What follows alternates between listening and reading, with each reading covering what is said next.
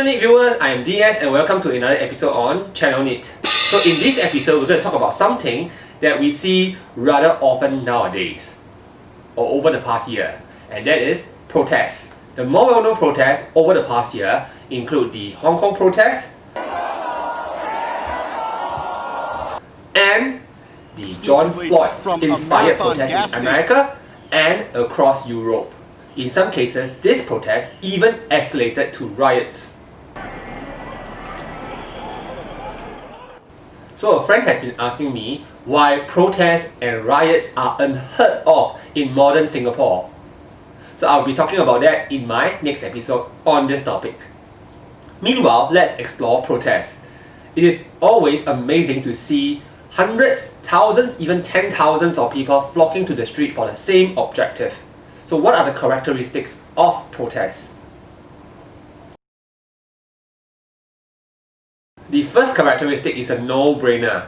No-brainer. They are usually held outdoors.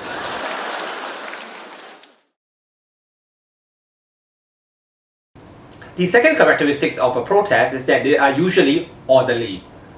While some protests escalate to become a riot, most protests are actually orderly. Why are people willing to go onto the street to make a protest? There are three main reasons for this. The first reason is anxiety over the future. So in times of uncertainty, citizens are usually worried, so they may go onto the street to express their anxiety. The country may be going through a reform and the citizens do not want that reform. Reason number two, to address some unresolved grievance.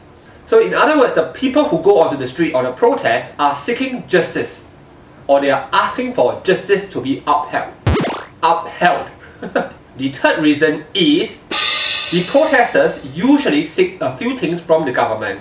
The most common things that they seek from their government would be accountability, democracy, and most importantly, freedom. So the freedom does not only involve physical freedom but also freedom of speech and freedom of press. Run. So in our next episode featuring Singapore, I will be talking about why a physical protest is really unlikely to happen in Singapore. Sometimes a protest may turn into a riot. This is a time when the protesters become aggressive and may start a physical combat against the police. So why the police?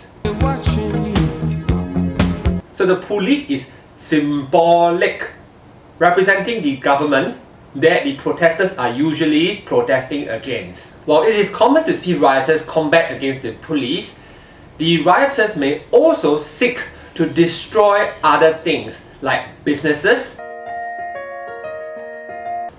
physical shops, moments after the windows were structures, buildings, sculptures, flags.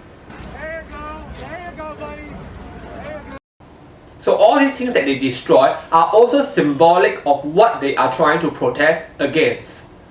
So how did normal protesters end up to become unruly destroyers and vandals? I am going to explain three theories that have been proposed to explain mob behavior in psychology. The first theory that has been used to explain how orderly protesters suddenly grow violent and aggressive is the mad mob theory. So these theories propose that individuals lose their sense of self, their sense of reasoning, their sense of rationality in a crowd, so they do things that they might not do as an individual. The second theory that has been proposed is called collective violence. So this theory proposes that each individual will act our own evil tendencies out during this time of a riot.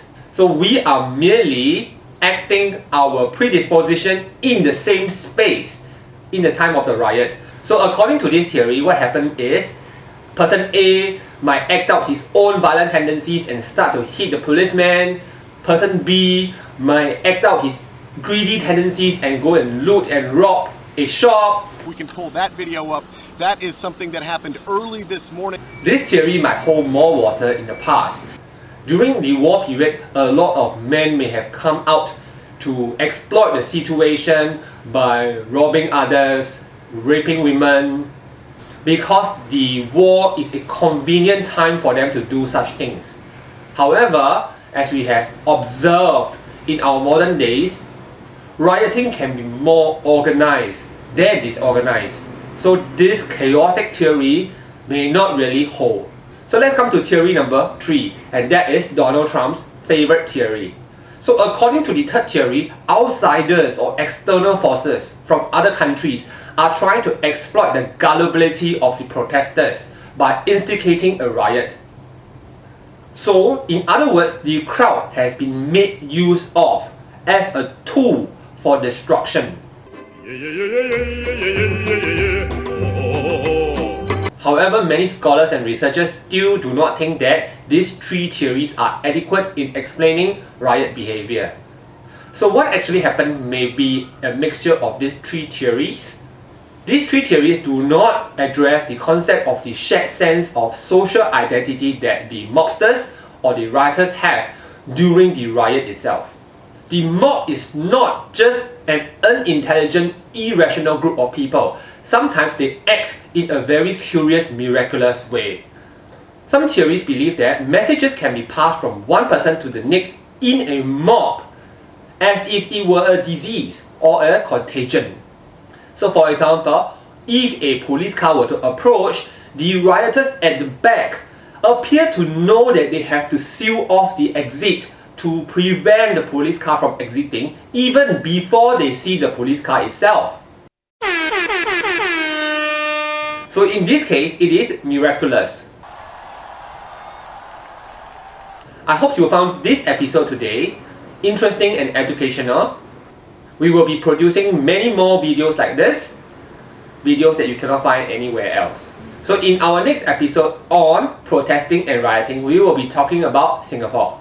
So look forward to that. And I'll see you in our next episode. Meanwhile, goodbye.